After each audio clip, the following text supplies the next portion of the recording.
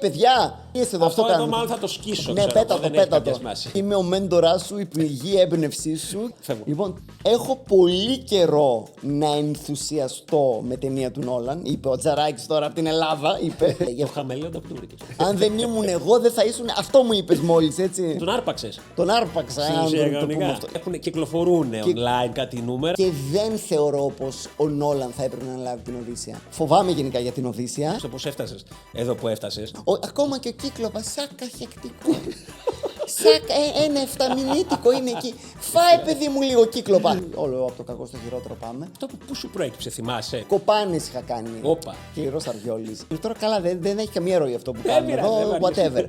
Το χιούμορ πρακτικά τι είναι, σε πολύ μεγάλο βαθμό. Είναι αυστηρή η γονή σου. Μπορεί να μπαίνει σπίτι και να μας έβλεπε 7 χρόνων να βλέπουμε παιδικά και λέει: τι είναι αυτά, δείτε τίποτα ειδήσεις. Πάρα πολύ προσοχή στη λεπτομέρεια. Ο Λαν δεν ξέρει, συνεχίζω εγώ το κράξιμο κανονικά εδώ. Πάλι τον έχει ξεφτυλίσει τον άλλον. Αυτό είπα κι εγώ. Έχεις έναν fucking εξωγήινο. Βγάλ' τον εξ Εμφάνισε αρχής. τον και πες παιδιά disclosure day. Να, ένας εξωγήινος. Δηλαδή, Είδες δουλειά πάλι στο σινεμά. 4 φορές. Τον κακολόγησα τον Όλαν, αλλά ευτυχώς δεν έχει smartphone, οπότε δεν θα μας δει. Ναι, ισχύει. Οπότε όλα καλά.